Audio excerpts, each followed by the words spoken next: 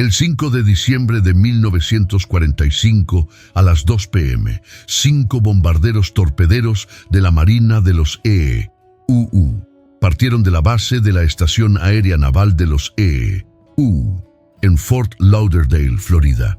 Estas aeronaves se dirigían a una región conocida como el Triángulo de las Bermudas, una sección del Océano Atlántico que se extiende desde Miami hasta las Bermudas y hasta Puerto Rico. Por esta época, en la década de 1940, el Triángulo de las Bermudas estaba apareciendo en las noticias por tener un número inusualmente alto de aeronaves y barcos que desaparecían misteriosamente en el océano. A pesar de este alarmante número de desapariciones, estos 5 bombarderos torpederos de la Marina de los EE-UU se adentraron en el Triángulo de las Bermudas para una misión de entrenamiento de rutina conocida como Vuelo 19. Esta misión de entrenamiento estaba dirigida por el teniente Charles Taylor, que tenía más de 2.500 horas de vuelo, lo que se consideraba muy alto para la época. La misión del vuelo 19 era volar hacia el este desde la estación aérea y lanzar algunas bombas como ejercicio de entrenamiento sobre un arrecife de coral llamado Hensen Chicken. Después de lanzar las bombas, el grupo de 5 aeronaves volaría hacia el norte sobre la isla Gran Bahama y finalmente giraría hacia el oeste para regresar a Fort Lauderdale. El pronóstico del tiempo era de cielos mayormente despejados con una ligera posibilidad de lluvias dispersas. Cuando el grupo de 5 bombarderos partió de Fort Lauderdale, todo iba según lo planeado. El vuelo 19 lanzó sus bombas de prueba sobre el arrecife y luego se dirigió al norte hacia la isla Gran Bahama. Cuando el vuelo 19 se dirigía al norte, comenzaron a surgir problemas muy inusuales. Aproximadamente a las 3:45 p.m., 1 hora y 45 minutos después de que el vuelo partiera, el teniente Taylor comenzó a llamar a la torre de vuelo de Fort Lauderdale, sonando muy confundido y preocupado. Taylor dijo que no veía tierra, refiriéndose a la isla Gran Bahama, y creía que el vuelo 19 se había desviado mucho de su curso. La torre de vuelo de Fort Lauderdale se puso en la radio y respondió: ¿cuál es su posición? Luego hubo silencio. La torre de vuelo de Fort Lauderdale supuestamente aún podía ver el vuelo 19 a lo lejos, ya que era un día despejado y no estaban tan lejos de la tierra. Pero cuando la tripulación de tierra de Fort Lauderdale miró a lo lejos, no se veían los aviones de combate. Después de unos minutos de silencio, Taylor se comunicó por radio con la torre de vuelo y dijo: no podemos estar seguros de dónde estamos, no podemos ver tierra. La torre aérea intentó comunicarse por radio con Taylor y el vuelo 19, pero durante 10 minutos solo obtuvieron silencio. Finalmente, un piloto diferente del vuelo 19 se puso en la radio y llamó a la torre de vuelo diciendo: no podemos encontrar el oeste, todo está mal, todo se ve extraño, incluso el océano. Hubo otra pausa en la comunicación, y luego la torre de vuelo se enteró de que el teniente Taylor le había cedido el mando a otro piloto por razones desconocidas. Esto es todo lo que la torre aérea de Fort Lauderdale escuchó, seguido de otros 20 minutos de silencio. Finalmente, otro piloto del vuelo 19 pudo llamar a la torre aérea, ahora en estado de pánico. No podemos decir dónde estamos, no podemos distinguir nada. Creemos que podemos estar a unas 225 millas al noreste de la base aérea. Durante unos momentos más, el piloto continuó divagando, sin tener sentido, antes de que finalmente se escuchara: parece que estamos entrando en aguas bravas. Estamos completamente perdidos. La torre de vuelo de Fort Lauderdale ahora podía darse cuenta de que el vuelo 19 estaba en serios problemas, por lo que enviaron otros 2 aviones de rescate militares al océano para buscar el vuelo 19. Se les ordenó a estos 2 aviones de rescate que viajaran a la última ubicación conocida del vuelo 19. 10 minutos después de que los aviones de rescate despegaran y se comunicaran con la torre de vuelo, también perdieron toda la transmisión de radio con la torre de vuelo de Fort Lauderdale. Ahora, 6 aeronaves diferentes se habían desvanecido sobre el océano al este de Florida en un lapso de solo 30 minutos. En los días siguientes, la Marina y la Guardia Costera de los EEU enviaron barcos y aviones para investigar lo que había sucedido con el vuelo 19 y los 2 aviones de rescate que salieron a buscarlos. Los militares buscaron en más de 250.000 millas cuadradas del Océano Atlántico y las aguas del Golfo, pero nunca se encontró nada. Los 14 hombres del vuelo 19 y otros 13 hombres pertenecientes a los 2 aviones de rescate nunca más fueron vistos. Años después de esta desaparición, los investigadores llegaron a creer que los pilotos del vuelo 19 estaban teniendo problemas con sus brújulas. Muchos pilotos y marineros también se han topado con este problema en el Triángulo de las Bermudas, lo que ha provocado muchos otros accidentes y desapariciones. Se descubrió que el teniente Taylor había creído que en realidad estaba volando sobre los Cayos de Florida y se dirigía al oeste. Pensó que si volaba al noreste, esto llevaría al vuelo 19 de regreso a la parte continental de Florida. El vuelo 19 no estaba sobre los Cayos de Florida. Sin embargo, estaban en realidad muy cerca de su ruta de vuelo original planificada. En este estado de confusión, el teniente Taylor dirigió el vuelo 19 para que comenzara a dirigirse al noreste con el objetivo de volar de regreso a la parte continental de Florida. La razón de esta confusión fue que no solo la brújula de Taylor había dejado de funcionar, sino que muchos otros pilotos en el vuelo 19 también tenían cosas extrañas que sucedían con sus brújulas. Poco después de tomar esta decisión de volar al noreste, algunos de los otros pilotos argumentaron que en realidad estaban en el patrón de vuelo correcto todo el tiempo y argumentaron que debían girar hacia el oeste de regreso a Florida. Taylor aceptó de mala gana y el vuelo 19 comenzó a dirigirse al oeste de regreso a Florida. El único problema era que ya estaban tan lejos en el océano que tenían una larga distancia para recorrer para regresar a Florida. El vuelo 19 continuó dirigiéndose al oeste hasta que en algún momento Taylor decidió que habían intentado ir al oeste lo suficiente y luego, una vez más, puso al vuelo 19 en curso para regresar al noreste. El vuelo 19 no iba a ninguna parte en este punto y comenzó a quedarse sin combustible. Probablemente se estrellaron en el Océano Atlántico en algún lugar al norte de la isla de Aco y al este de Florida, poniendo fin a la vida de los 14 hombres. En cuanto a los 2 aviones de rescate que salieron a buscar el vuelo 19, los testigos en realidad creen que vieron los últimos momentos de estos 2 aviones. Testigos en barcos cercanos informaron haber visto una explosión a lo lejos. El tipo de aeronave que se utilizó para esta operación de rescate tenía un conocido problema de combustible y es probable que algún tipo de fuga de combustible haya causado esta explosión en el aire. Pero, ¿por qué la mayoría de estos pilotos tenían brújulas averiadas? Este es en realidad un problema común en el Triángulo de las Bermudas, donde muchos marineros y pilotos han informado que sus brújulas no funcionan con normalidad.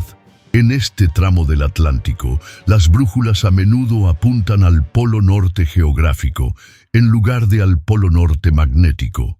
Esto puede marcar una gran diferencia en la navegación, ya que el polo norte verdadero y el polo norte magnético de la Tierra están a unos 1.200 millas de distancia el uno del otro.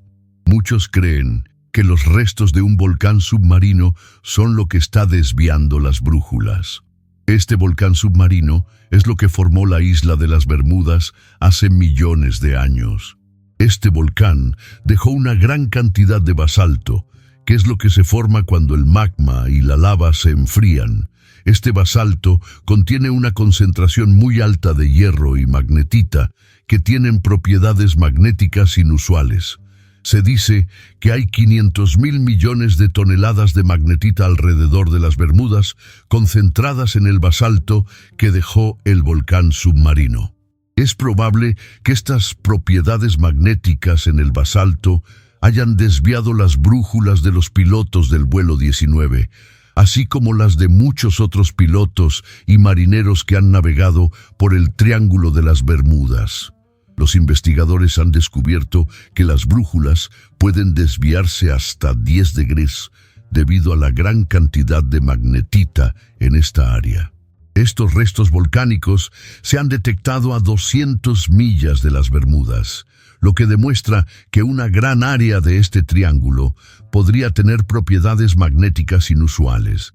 Otra teoría es que en esta región del Triángulo de las Bermudas pueden ocurrir erupciones de metano.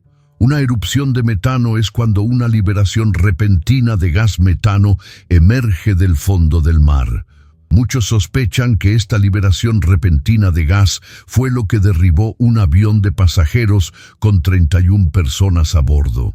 Una de las primeras aerolíneas se conocía como British South American Airways, una aerolínea diseñada por pilotos de la Segunda Guerra Mundial para conectar Europa y América del Sur. Este fue uno de los primeros aviones de pasajeros que fue lo suficientemente grande como para cruzar el Océano Atlántico. El avión utilizado para este viaje era el Star Tiger.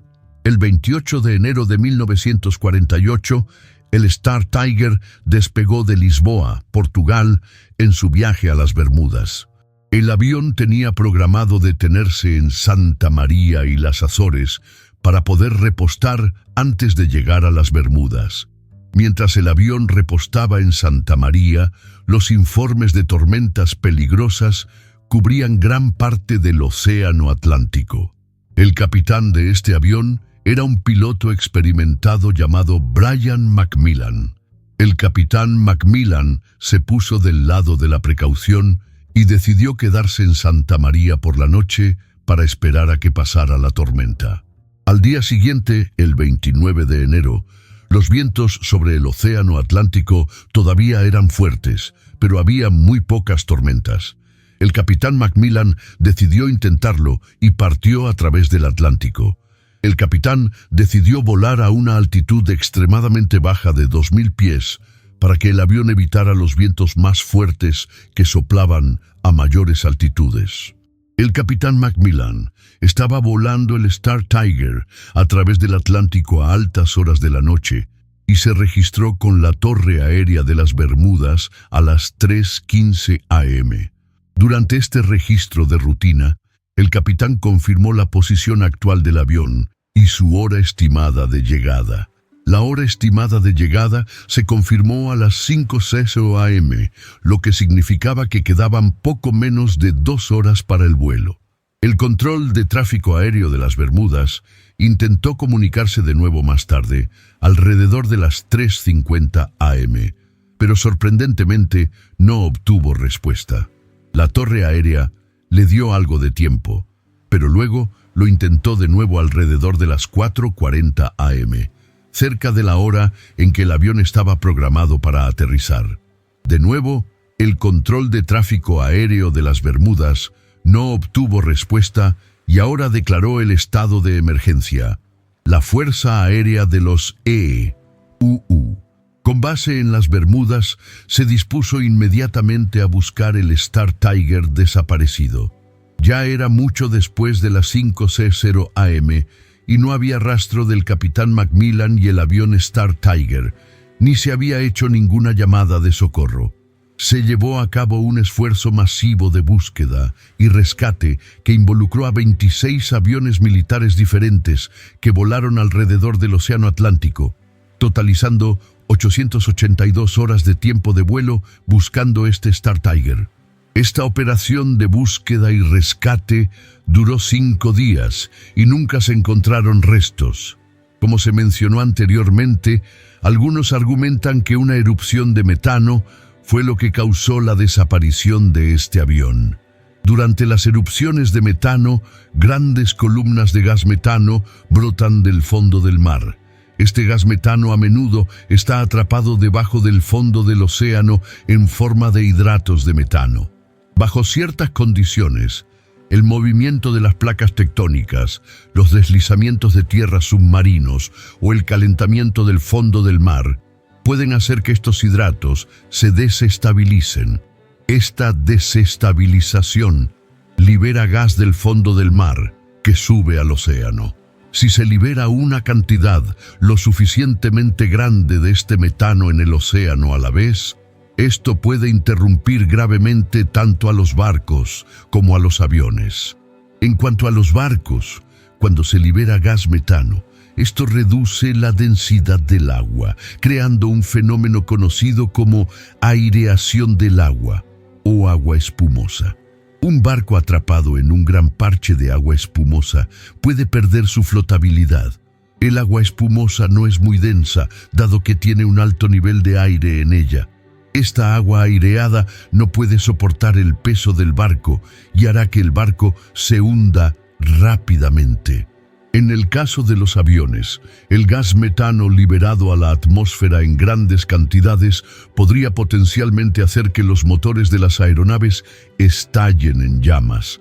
El gas metano es extremadamente inflamable y puede hacer que los motores se incendien. Los investigadores argumentan, sin embargo, que este avión habría tenido que volar a una altitud muy baja para que una ráfaga de metano llegara hasta el motor del avión.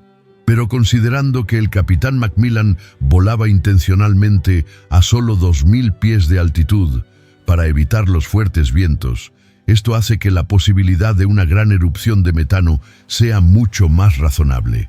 Aún así, una gran ráfaga de gas metano sería mucho más probable que afectara la capacidad de un barco para flotar de lo que lo sería para causar que el motor de un avión estallara en llamas.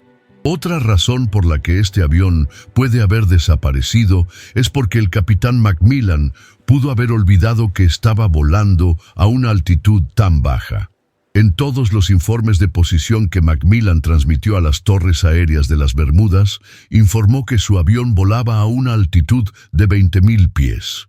El avión en realidad viajaba a 2.000 pies, pero el control de tráfico aéreo de las Bermudas asumió que se trataba de un error de informe descuidado en el que Macmillan se olvidó de un cero. Es posible que cuando Macmillan comenzó a descender a las Bermudas, olvidara lo bajo que ya estaba del océano. Es posible que este avión pudiera haber seguido descendiendo hasta que finalmente se estrelló en el océano sin prestar atención a la altitud real. Si bien esta desaparición probablemente podría haber sido debido a que el piloto no prestó la suficiente atención, otro avión de pasajeros importante desapareció en el Triángulo de las Bermudas en 1948 y podría no haber sido debido a un error del piloto. A las 7:40 p.m. del 27 de diciembre de 1948, un avión DC-3 acababa de aterrizar en el aeropuerto de San Juan en Puerto Rico. Al igual que el Star Tiger, el DC-3 también fue uno de los primeros aviones de pasajeros. Este DC-3 acababa de llegar de Miami y solo iba a estar en San Juan por un corto tiempo para dejar pasajeros y recoger nuevos antes de regresar a Miami. Mientras estaba en San Juan, el capitán Bob L. Linkist informó a los ingenieros de tierra del aeropuerto que el indicador de luz para el tren de aterrizaje no se había encendido en el momento de su aterrizaje. La tripulación de tierra inmediatamente comenzó a hacer controles de mantenimiento y encontró que la batería estaba baja de carga. La tripulación de tierra comenzó a recargar la batería y le dijo al capitán que tomaría varias horas antes de que la batería estuviera completamente recargada. El capitán Linkist no quería esperar tanto tiempo y tenía una idea diferente en mente. El capitán dijo que preferiría simplemente recargar la batería con el generador del avión una vez que el avión hubiera vuelto a subir al cielo. Los ingenieros de tierra estuvieron de acuerdo con esta decisión y luego los 28 nuevos pasajeros abordaron el DC-3 para volar de San Juan a Miami. Justo antes de que el avión despegara, surgió otro problema en el que el transmisor de radio tampoco funcionaba correctamente.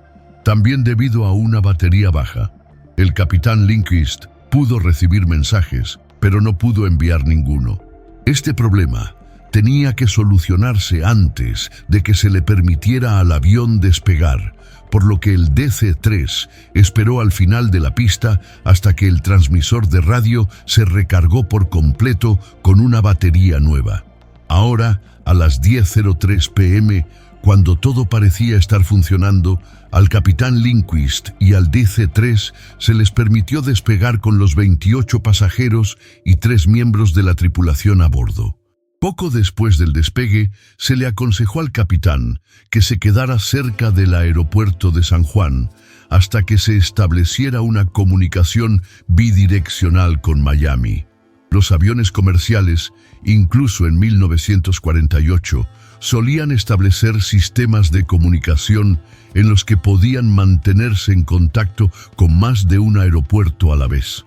Esto era especialmente importante para el capitán Lindqvist, dado que recientemente había tenido problemas en tierra con su transmisor de radio. El vuelo luego circuló por San Juan durante unos 11 minutos antes de conectarse con éxito con la torre aérea de Miami. Ahora la comunicación bidireccional se confirmó oficialmente y el DC-3 comenzó a volar al noroeste hacia Miami. A las 11:23 p.m., un poco más de una hora después del vuelo, el capitán Lindqvist envió su señal de transmisión de radio de rutina para comunicar dónde estaba el avión en la ruta de regreso a Miami. El vuelo estaba a 8.300 pies de altitud y tenía una hora de llegada prevista de las 4:03 a.m. Esta señal de transmisión de radio se recibió en el aeropuerto de Miami, a unas 700 millas de distancia. Pero, extrañamente, no se recibió ninguna señal de transmisión de radio en el aeropuerto de San Juan, mucho más cerca de la ubicación actual del avión. El capitán Lindqvist luego envió otra señal de transmisión de radio más tarde en el vuelo para indicar su posición mientras se preparaban para descender a Miami. En este punto, el DC-3 estaba a 50 millas al sur de Florida y estaba programado para aterrizar en 20 minutos. Aún más extraño, esta vez la señal no fue captada en el aeropuerto de Miami, pero sí en el aeropuerto de Nueva Orleans, a unas 600 millas de distancia. El aeropuerto de Nueva Orleans, sabiendo que este mensaje no era para ellos, luego transfirió el mensaje al aeropuerto de Miami. El aeropuerto de Miami luego intentó comunicarse con el DC-3, pero no escucharon nada de vuelta. El aeropuerto de Miami intentó repetidamente enviar señales de radio al DC-3, pero todo lo que obtuvieron fue silencio. El DC-3 nunca llegó al aeropuerto de Miami esa noche y nadie volvió a ver a sus 28 pasajeros y 3 miembros de la tripulación. La Guardia Costera y la Marina de los EEUU lanzaron una búsqueda exhaustiva que cubrió cientos de miles de millas cuadradas, pero nunca se encontraron restos. A pesar de las investigaciones que se han llevado a cabo para descubrir qué sucedió con este DC-3 y todas las personas a bordo, no se sabe mucho sobre dónde terminó finalmente esta aeronave. Una teoría es que este avión podría haber comenzado a experimentar problemas de batería baja nuevamente, lo que provocó que fallaran los instrumentos de radio y navegación. Esto habría dejado a los pilotos incapaces de comunicarse con nadie en tierra y les habría dificultado a los pilotos determinar dónde se encontraba su ubicación con precisión. Este avión también estaba sobre el océano abierto en medio de la noche, por lo que es aún más difícil determinar dónde estás cuando todo se ve negro. Si este avión DC-3 se desvió de su curso debido a errores de navegación, podría haberse quedado sin combustible y estrellarse en el océano lejos de Miami. Muchos dicen que la razón por la que la mayoría de estos aviones han desaparecido en el Triángulo de las Bermudas no se debe a las interferencias magnéticas o incluso a las erupciones de metano. Los investigadores a menudo señalan el hecho de que los huracanes frecuentes y las tormentas severas del Triángulo de las Bermudas siguen siendo la razón más probable por la que estos aviones han desaparecido en esta región. Muchos huracanes que terminan en el Triángulo de las Bermudas se forman frente a la costa oeste de África. La combinación de aire seco y caliente del desierto del Sahara con aire húmedo y cálido sobre el Atlántico crea una fuerte inestabilidad atmosférica.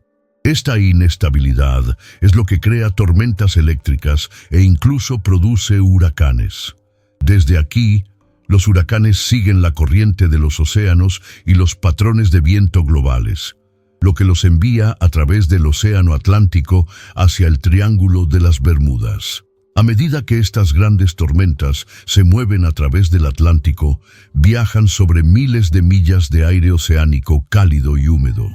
Esta humedad en el aire permite que las tormentas se intensifiquen aún más, lo que a menudo conduce a poderosos huracanes cuando llegan a las Indias Occidentales y comienzan a entrar en el Triángulo de las Bermudas. El número exacto de aviones que han desaparecido en el Triángulo de las Bermudas es difícil de precisar, pero es probable que hayan desaparecido entre 50 y 100 aviones aquí en el último siglo. Muchas de estas desapariciones son anecdóticas, donde las historias de aviones pequeños, con solo un par de personas a bordo, son más difíciles de verificar. Todavía parece que la mayoría de estas desapariciones se debieron a errores de navegación en los primeros días, cuando el GPS no era tan avanzado como lo es hoy, y también debido a las tormentas severas y los huracanes que a menudo pasan por esta región.